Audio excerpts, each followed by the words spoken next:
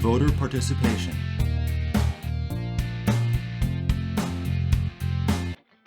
Voting gives each citizen the chance to influence the political process. Not voting reduces or eliminates a citizen's influence. It's like someone asking if you want chocolate or strawberry ice cream and you don't answer. When you get stuck with strawberry, you only have yourself to blame. This video is going to focus on factors that influence a citizen's decision to vote or not vote. Citizens who vote tend to have a high sense of voter efficacy. This means you believe your vote actually has influence. Citizens who choose not to vote often feel the opposite. Voter apathy means you lack interest in voting, and this is usually accompanied by a feeling that your vote doesn't make a difference.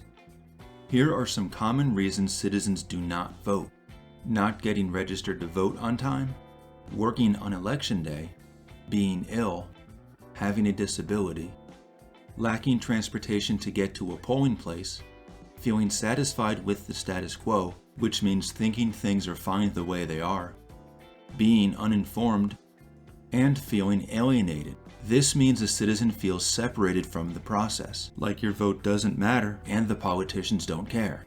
This feeling can be due to there being political corruption, domination by special interest groups, unresponsive politicians, the importance of money in politics, or other factors.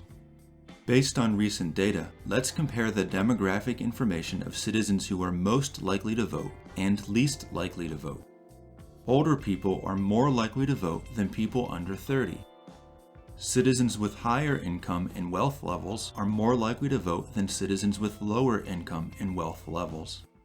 College-educated citizens vote more than those without college degrees. White and African American citizens vote more than Hispanic and Asian American citizens. Citizens who are strongly loyal to a political party are more likely to vote than citizens who are independent. Citizens who consume a lot of news and are well informed are more likely to vote than citizens who are uninformed. And finally, citizens with a high sense of voter efficacy are much more likely to vote than citizens who feel voting doesn't make a difference. The percentage of eligible voters who actually vote is referred to as voter turnout, and voter turnout varies from election to election. For example, in the 1964 presidential election, turnout was 69%, while in 2012, turnout was 56%. In the 2014 midterm election, turnout was just 37%. When analyzing why turnout is higher in some elections than others, the characteristics of each election play a role. Turnout is highest during a presidential election year and lower in midterm and off-year elections. A general election has more voter turnout than a primary election. An election that is very competitive leads to high turnout, but when citizens expect a clear victory, turnout is lower. The election logistics also make a difference in voter turnout. Polling places that are conveniently located and have short wait times lead to higher turnout. Same-day registration policies increase turnout compared with policies requiring voters to register to vote weeks ahead of time.